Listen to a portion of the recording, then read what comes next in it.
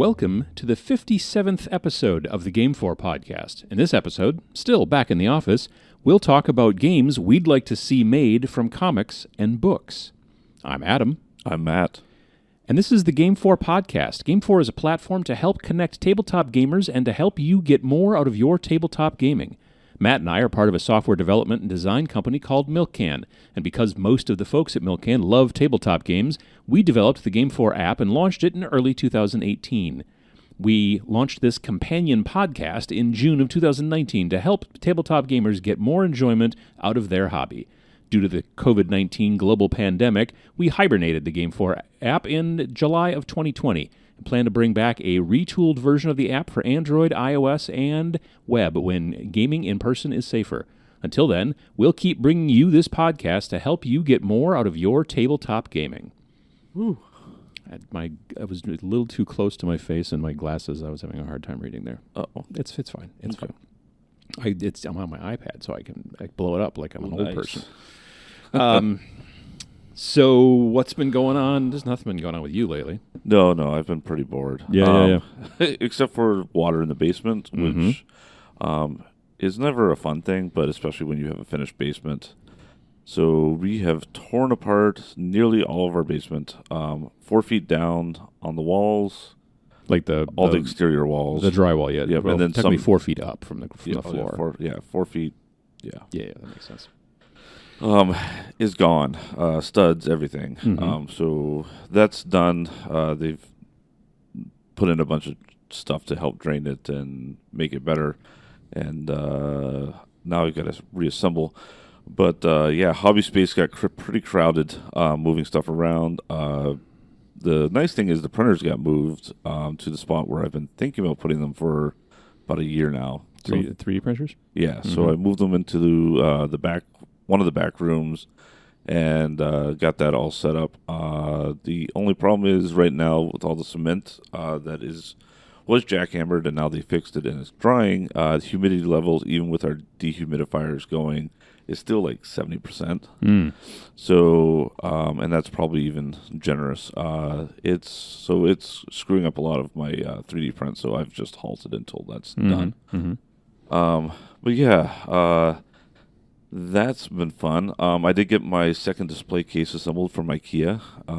That's been sitting down there, so I guess it got me to do a lot of little things that are needing to do for organization really quick. Yeah, I mean, those kind of things are nice sometimes to just like, you can't do this, you can't do that, so do something else, and that's helpful. Sometimes it's I don't want to say kick in the butt, but you know what I mean? It's and I was like, prod. I think my wife had bought it like a month or two ago, and it was disassembled, but I was like, oh, this will keep it, dust from getting on it and all that stuff. So did that, and then I did get the new box of the Orc Beast Snaggers from Games Workshop. So picked that up over the weekend, and I think it came out this weekend, right? Yeah. So as soon as I get back in town, I'm heading to that conference. Which conference? That conference. Yeah. That's actually what it's called, is that conference. Yeah, in the Wisconsin Dells. But I get back from that on Wednesday, so I'm hoping I will be able to start assembling some of that stuff as well. Yeah. Yeah, that sounds like it'll be cool. Yeah. Those beast snagga orcs they look cool. There's a couple of them, definitely like the ones kind of riding on those weird. Those are pretty cool. They're well sculpted, I think. Yeah, they look like they're a lot of fun. So yeah. So how about you? Hopefully you didn't have to tear apart your basement. I didn't. No, our basement is unfinished. So just because I already know it leaks, and we don't have a sump pump and stuff like that. So putting down carpet is just meaning that that's something I'm going to have to take out in a couple of months or even maybe less, and let it dry outside. So I just kind of don't bother. I was thinking though, when I do move my studio back to the house and I put it in the basement, I have this rug and I'm not sure what to do with it now. It's like 8 foot by 10 foot, and I'm not going to put it on the floor in the basement. Or you could do subfloor, like put like that takes away time from my doing other things. You just lay it down. Maybe, I don't know. I'll think about it. Anyway, what I did do this weekend, or since our last time actually, I've worked on a basically sci-fi painted building, which you had printed. Yes. And it's from something that I designed through Miniature Train, right? terrainmachine.com. Train Machine, yep. Yeah, and it's a web-based thing where you can kind of design your own terrain and stuff like that, certain kind of buildings and things. It's pretty cool. But yeah, you printed that out. I painted it up a bit this week, and this last week, finished, I think, on Saturday with it, basically, and then, yeah. Yeah, it looks really good. Well, thank you. And then I also did some barricades, which resin barricades that are like kind of post-apocalyptic that I've had forever. They are from Wreckage from Hyacinth Games, which is kind of no longer. So that's how long I've had them. But I'm going to use both those things for games like Stargrave and Space Weirdos, etc. So it just kind of got some terrain stuff done, which was nice. Sometimes it's just nice to sort of just work on terrain and listen to a podcast and not, not have to work real hard or pay super close. I mean, you pay attention, but you're not having to like get real close and like make sure you're painting an eyeball or something like that.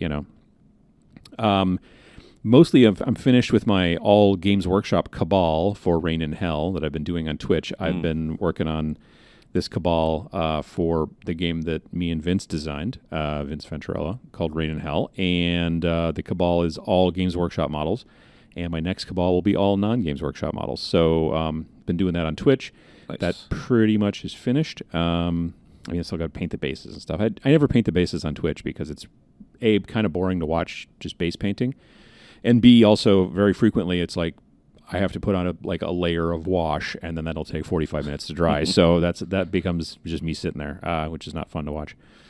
What else have I got? I painted a bit more on some kit-bashed kind of sci-fi warband thing that I've been doing, which I'm going to be using for Space Weirdos. They are models from Necromunda, mostly. Okay. Like the majority of their body is from Necromunda. They're House Delac. They're kind of tall and skinny and have these long coats.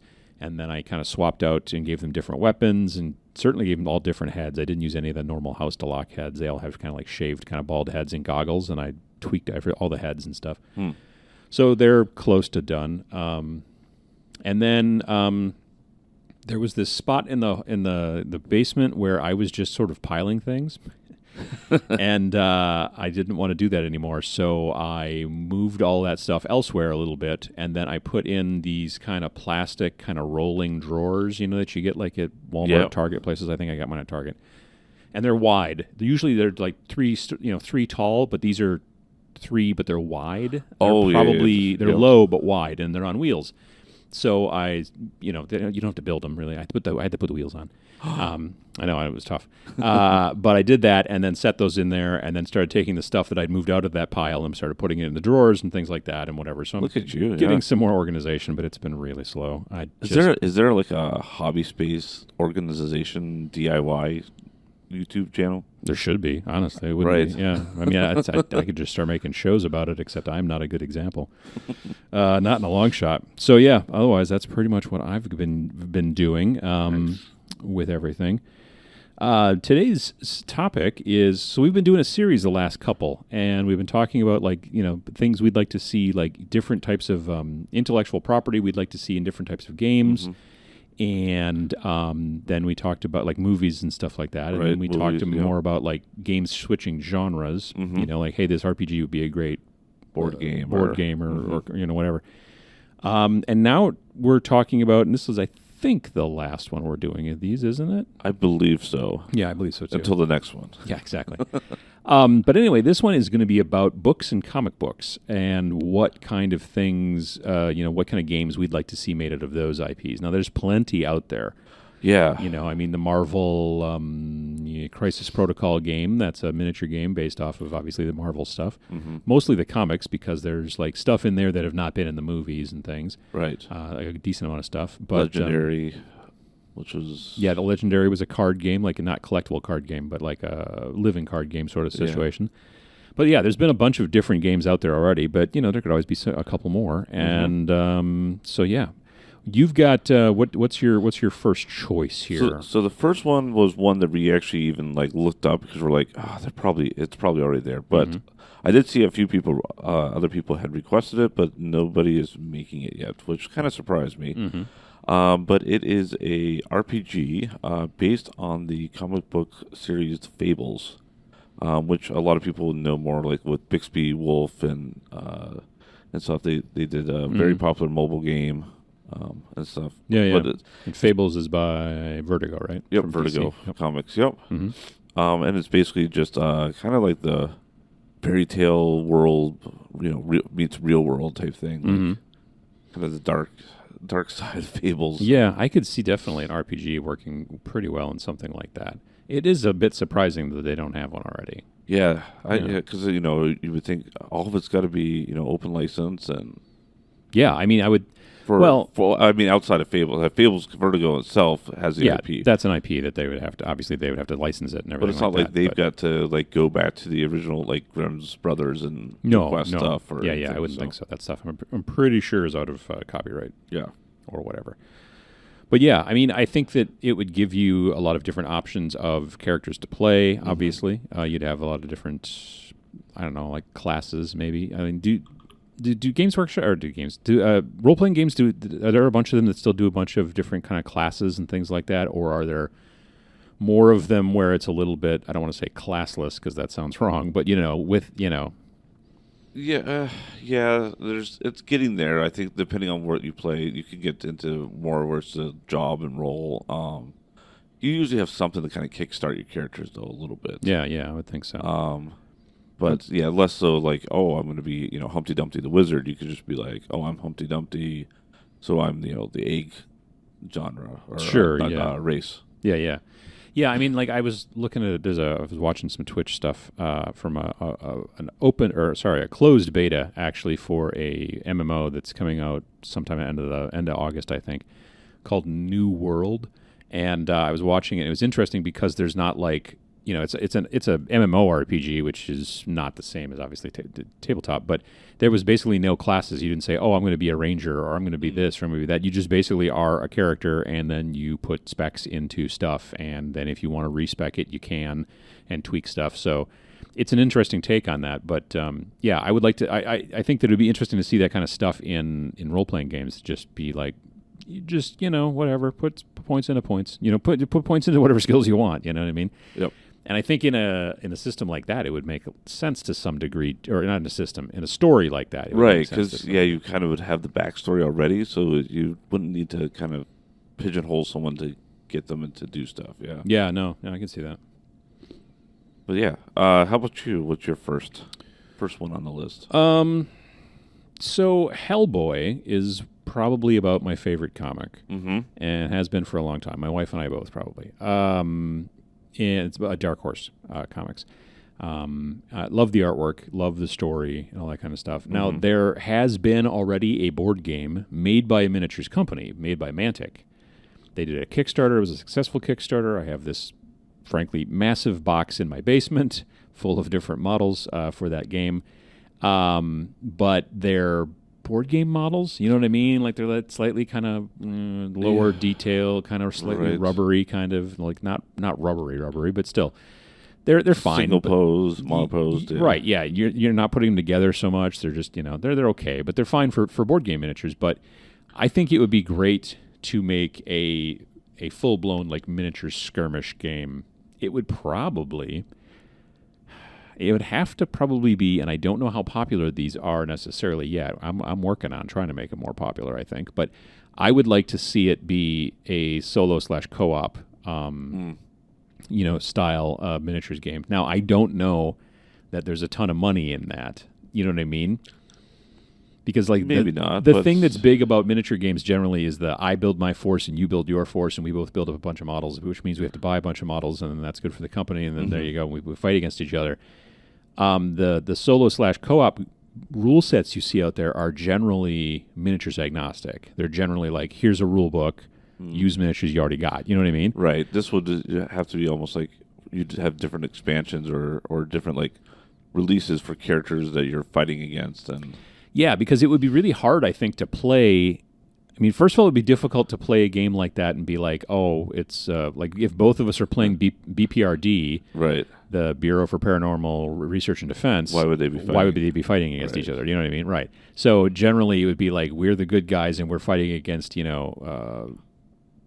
bad guys that are not computer controlled, not AI like that, but like, the rules say, okay, well, the tentacle is going to attack if you get too close to it, that kind of stuff. That's kind of the way that solo games and co-op games. So I think that'd be great. My concern, like I said, is that I don't know that it would sell super well, and then therefore the models might not. But, it's just because it doesn't sell well doesn't mean that they shouldn't do it. Right. I mean, that's not actually true as far as business is concerned.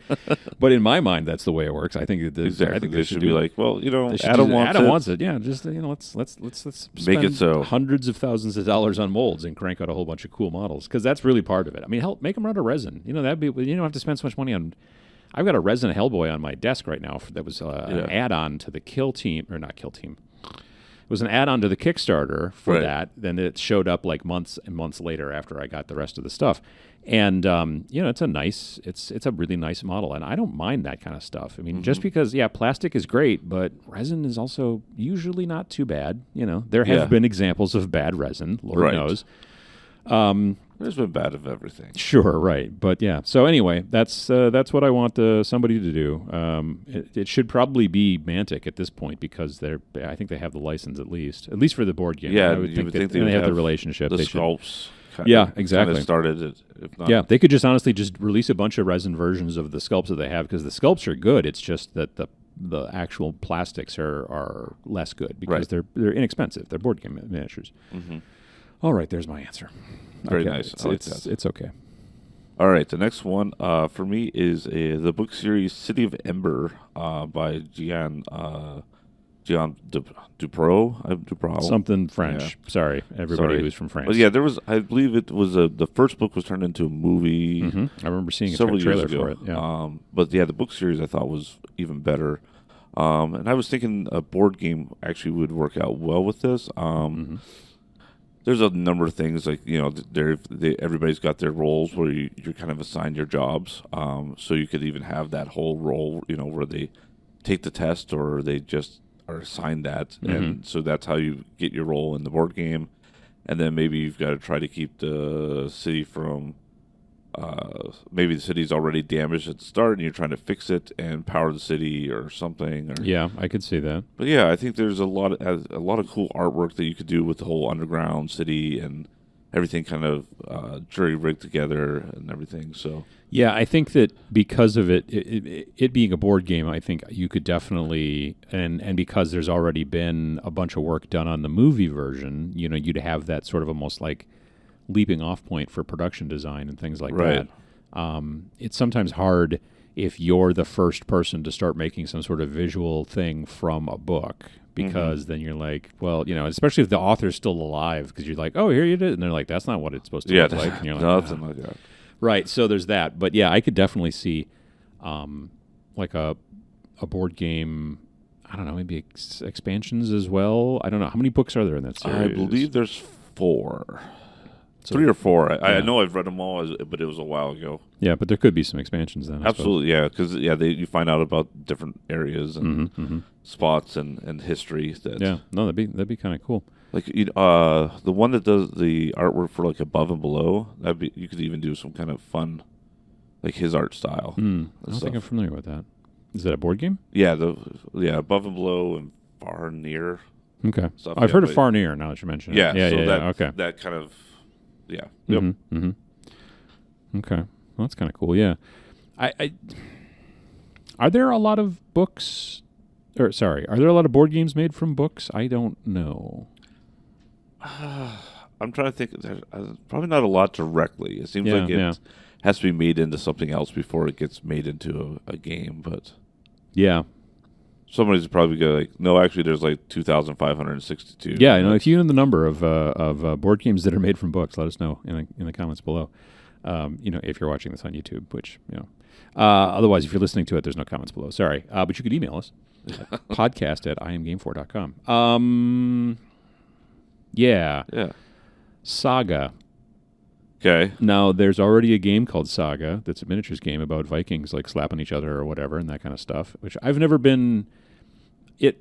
I know it's getting more popular, and to some degree they've recently added magic to it, which I think helps. Okay. Anyway, that's not what I'm talking about at all. Saga is a comic book from Image Comics, and it is about basically there's these two kind of alien races that are fighting against each other all the time, and two members of each of the armies kind of like desert and go and have a baby. Okay. And both armies are mad about that, and all that kind of stuff. And they send assassins and this and that and all this kind of stuff. And it's a crazy, crazy like alien sort of thing. It got real popular. Like the book originally I think came out in 2012 and everything like that. And it's been going for quite a while. It's Image Comics. Like I said, it's called Saga, and it's spectacular because it is like a sci-fi kind of. It's like I don't want to say it's a space opera, but it is about giant battles happening in space between giant, different forces and all that stuff. But it's coming down to it's about these two people trying to keep their baby alive, and all that kind of stuff. And so it's got some adult themes to some degree, certainly. I'm not talking about like, naked time or anything like that, but I'm talking about like it's about family and stuff like that. But it's also about crazy weird robots and all kinds of stuff. It's the artwork is spectacular, the story is excellent, and I think that making some sort of role-playing game for something like that, if you get the licensing, you'd have all the artwork you'd ever need, which would be spectacular. You would have a super in-depth story and all that kind of stuff. Right, a giant world. Yep. Yeah, and it could just be in the world. You don't have to be playing like the two main characters. Obviously, you'd be playing whatever's going on, but there's a lot of stuff that could be going on with something like Saga. And as I've read it over the years, I think it would be really cool to turn into something like that. Like, to me, I don't think it's a board game, and it's certainly not a miniatures game. I mean, it could be, but I feel like board game is probably the right niche in that situation, and I could see people putting the time into it. I don't know if it's something. I don't know. I was going to say I don't know if it's a Kickstarter. I mean, everything's a Kickstarter these days, but yeah, I don't know. It'll be interesting to see. I think it would be a lot of depth because they've, that book's been going for quite a while, so there's a ton of information there. It starts out as this story about these two people, and they have a baby, and they're both from different, these different factions, these different races, even.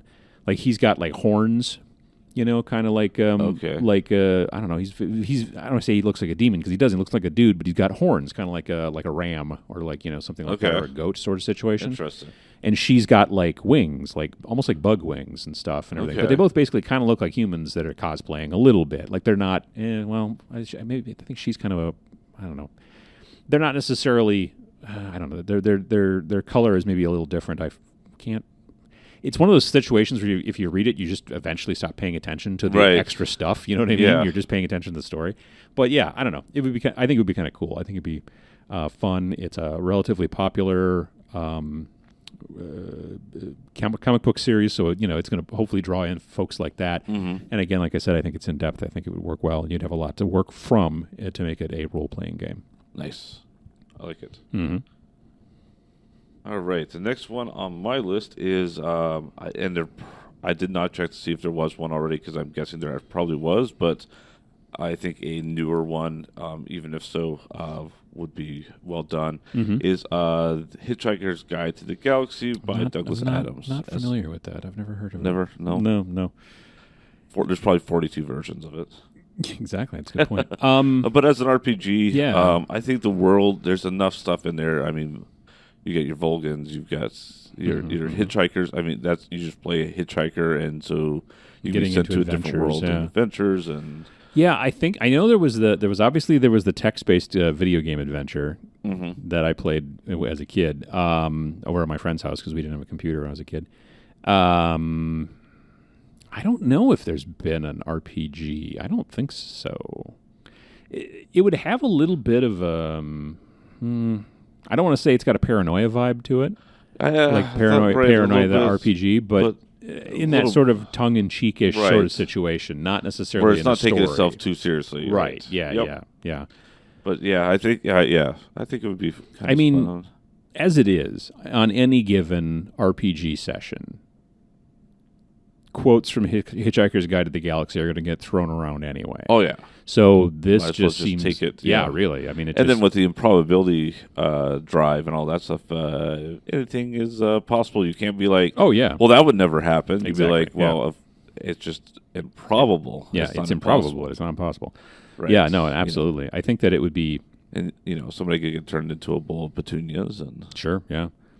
And think to themselves, not again. Mm-hmm. Yeah, no, I definitely could see something like that as an RPG. I think that'd be a hoot. I think that probably...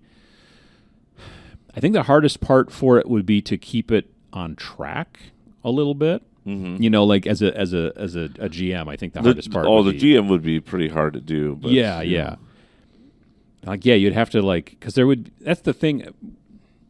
Generally, most of the RPGs that I'm assuming that you've played, and the very few that I've played, not too many, there's always a point and a story, and you're going somewhere.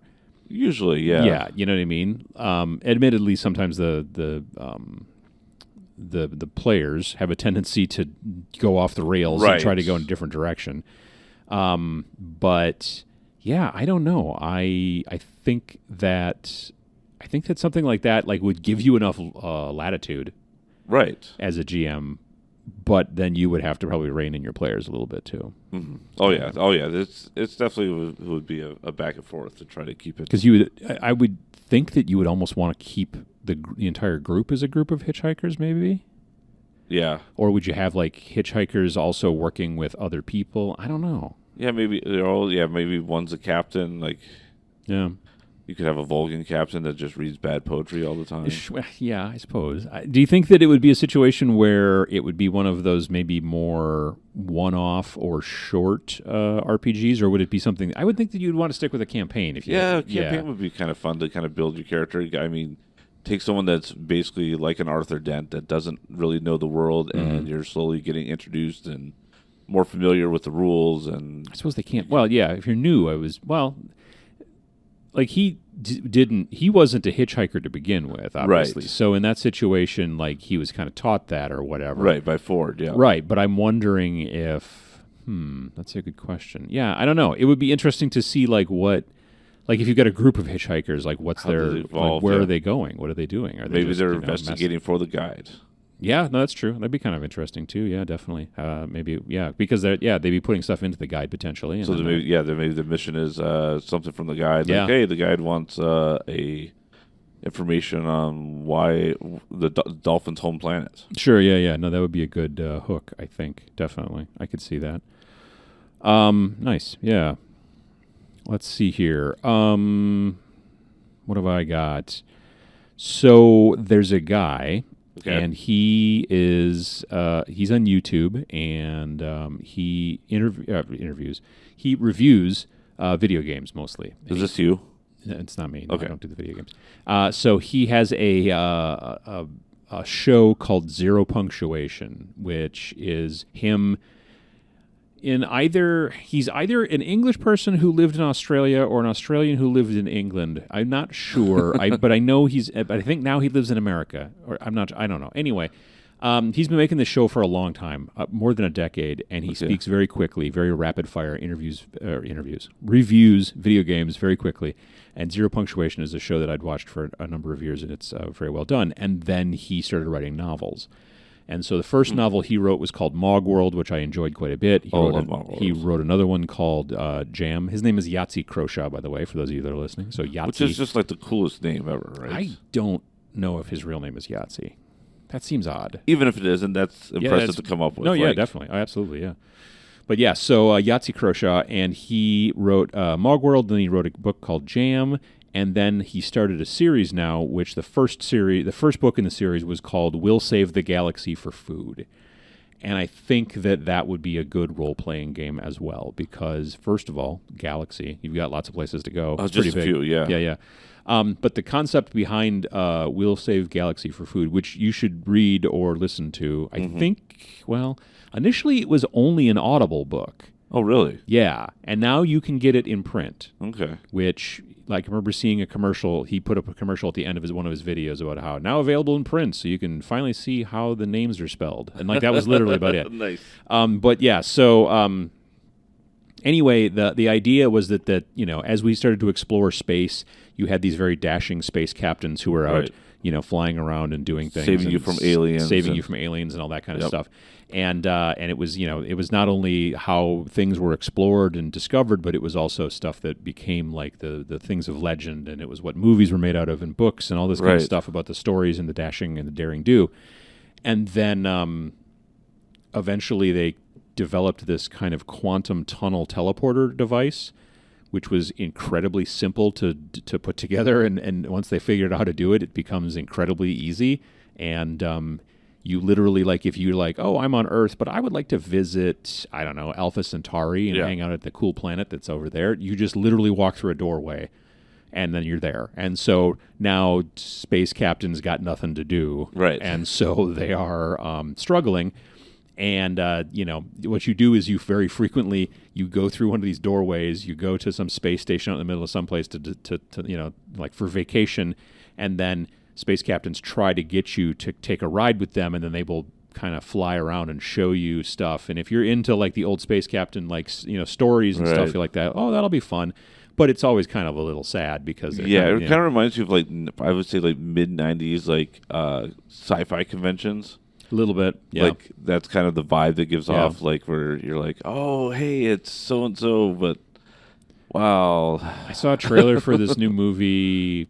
It's a new Disney movie based off of one of their rides, the Jungle Cruise or whatever, and it's got The Rock in it. Yep. And he's basically got this boat, just from the trailer. He's got this boat, and people will, like, he'll give them rides on the boat for money and do, like, tours of the Amazon or whatever. I'm not sure. Maybe it's Africa. I don't know exactly where it is.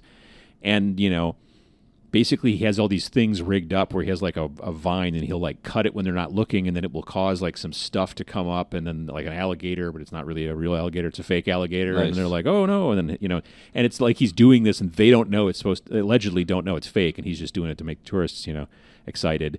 And then like some local indigenous people start like shooting blow darts at him and stuff like that, but they're missing on purpose because he pays them, and nice. And all that kind of stuff. So it's a little bit like that as far as like what these kind of space captains are doing at this point in the story. But I don't know, it's a good book series, and I think that just the RPG aspect of doing it alone, I think, would be really interesting, because you could definitely be playing a space captain and the crew, and them trying to like survive in this kind of day and make age, a buck to fix your ship. Yep. Yeah, exactly, that kind of stuff. I think that'd be a lot of fun. Definitely. Yeah, and like I said, RPG, probably not anything else. Nothing. Probably RPG. I think would be the best way to go. I can see that. Not a board game, probably. That would be weird. Yeah. All right, my next one is from a book series by Rick Brown. It's called the Frontier Saga. I believe it's like 22 books. The first set of the series. It's a lot. It's about cowboys or something. No, it is space. Oh, that kind of frontier. It is, yes. Not the West. And it's been a little while since I've read it or listened to it. But basically, the Earth develops a jump drive that can jump them instantaneously so far, from point A to point B. Takes a lot of calculation and stuff like that, but they're basically doing this to try to survive because aliens are invading them and trying to kill them off, and this is kind of their last hope. Sure. Except when they go to test it out, and they think they're going to jump to, I believe Jupiter was the goal, and they end up jumping basically into the middle of a conflict many light years away. Very far. Kind of reminds me of the Star Trek Voyager? No. Well, Star Trek Voyager a little bit. Yeah. And the one...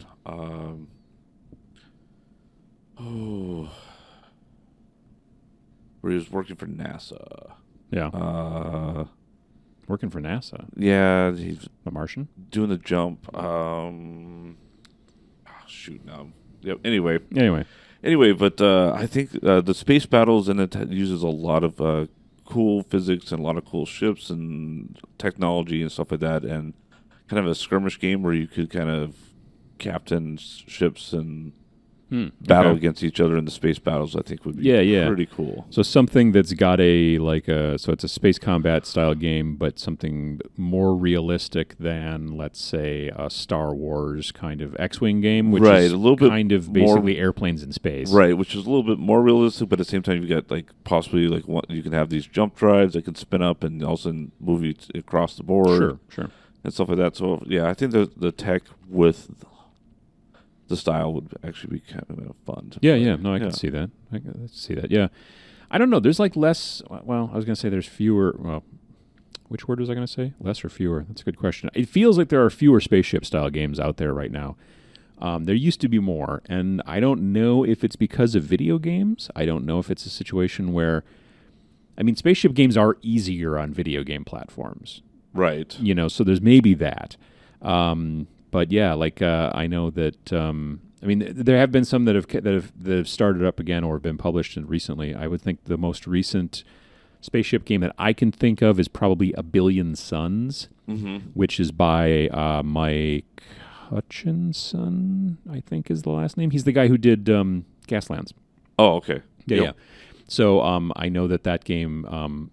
But that game's a miniatures agnostic game. So I think the downside to spaceship games is then it's hard to figure out. You make a game about dudes shooting dudes or people hitting each other with swords. It's not hard to find miniatures for that. But spaceship games sometimes are hard to find miniatures for. Although it's getting easier with STL's file, right. STL files and 3D printing. Yes, it is absolutely certainly. But it is still. I think it's easier to find regular bipeds slapping each other around. True. Farscape was the game. It was the show. Farscape, a TV show. Yeah. Gotcha. Yeah. I wonder if anyone's ever going to make a miniatures a spaceship combat game of or even a video game. I don't know of The Expanse, because the battles in The Expanse. My wife watches that. They look pretty cool and they're pretty realistic, or they try to make them quite realistic. I think, which is neat. Yeah, well, and that kind of ties a little bit into mine, which is there was this comic book series when I first got into comics in the mid to late 80s. Okay. I started buying this comic because I liked airplanes, and it was a Japanese comic. It was a Japanese manga. And as I was doing a little bit of research to remember who the heck published it, I found out it was one of the first 3 mangas that were translated into English. Oh. And it was called Area 88. Okay. And the concept is there was this main character whose name now I can't remember off the top of my head. But he worked for a mercenary group in this fictional Middle Eastern nation. So he is a mercenary pilot, and I think he had an A-8E fighter jet. I don't remember who made it. Anyway, he had this fighter jet. Everybody had different fighter jets, and I really liked all the drawings of the fighter jets. They were super cool, and I loved drawing that stuff and everything like that. The kind of more anime-style characters were it's fine. I've never been a big fan of the character design, the actual people looking looks, but the like a lot of those comics, it was drawn like it was almost perfectly technically drawn, like airplanes and stuff like that, and that's what I really dug. But the people looked all kind of, with the big eyes and all that stuff.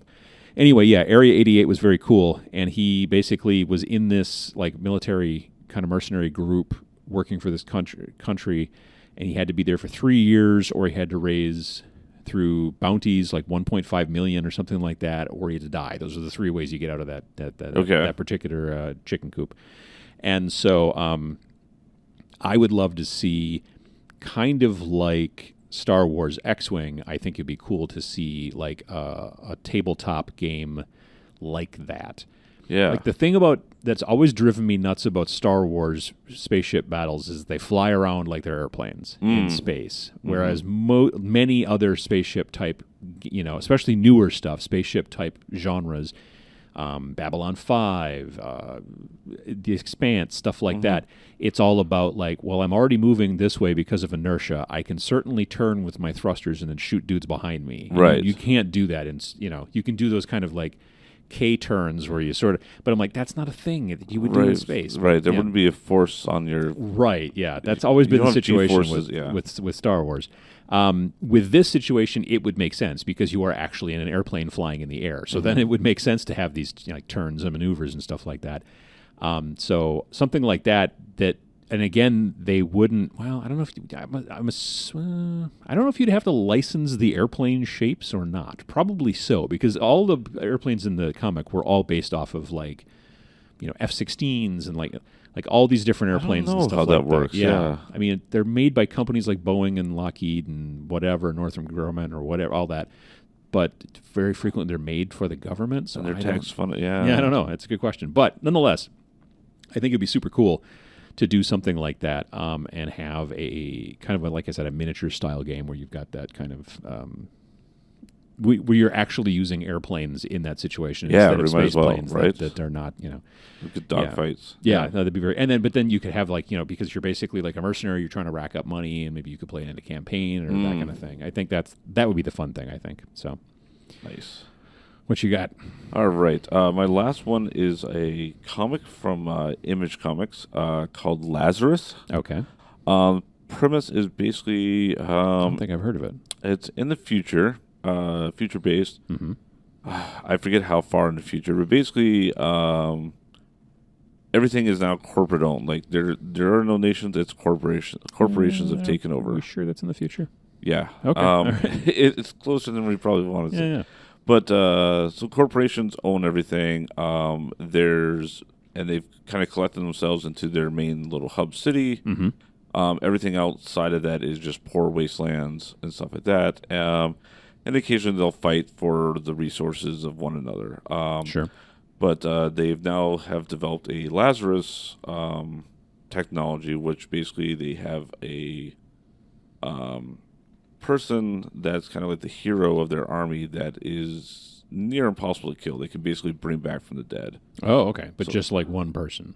Yeah, I don't remember why there was just one. Mm-hmm. If it was some kind of, they justified it in the comic. I'm assuming it came down from marketing. Yeah. They were like, no, which I think it's just one. That's what we do. Focus on that story. Yeah, and I think and it's there. Yeah, there might have been like one that had like two, and then that was all whole. Yeah. I think it was kind of like the like gentleman's war, like, my Lazarus will fight against your Lazarus to decide to fight versus spending all this extra money on all these people and resources. Yeah. But yeah, I think like a skirmish game where where you're basically the goal is to try to kill the other Lazarus. Mm-hmm. Kind of like almost like chess, where it's like king. You're trying to capture the other king, but then you have all the support troops that can also do things. Except the Lazarus would be powerful. Did they fight with other? Yeah, there was troops. So it wasn't just troops. like two dudes, like yep. who were and, near impossible. And each to kill. Lazarus kind of had their own specialty and skill that they could do. Like one was very good at martial arts, or one was very good at stealth. And yeah, I'll have to look that up. I have not heard of Lazarus. You Yep, said Image Comics, huh? Yep, I own all of them. It was I want to say it was previewed in like one of the issues of Walking Dead, and I'm like, oh, this looks fantastic, and okay. I ordered it and got through the whole series and stuff. It was Yeah.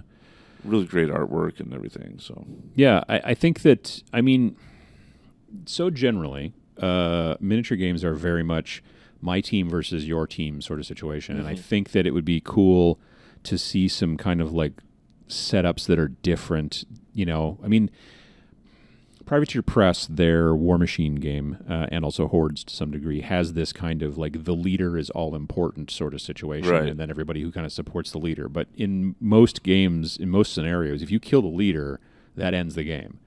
So, this would have a little bit of that, it sounds like, to some degree. Although the leader, it sounds like, can barely die. I mean, I suppose they can die, but they can get brought back. So, yeah, that makes sense for playing the next game. That makes total sense, too. That keeps the whole concept of the campaign, it makes sense.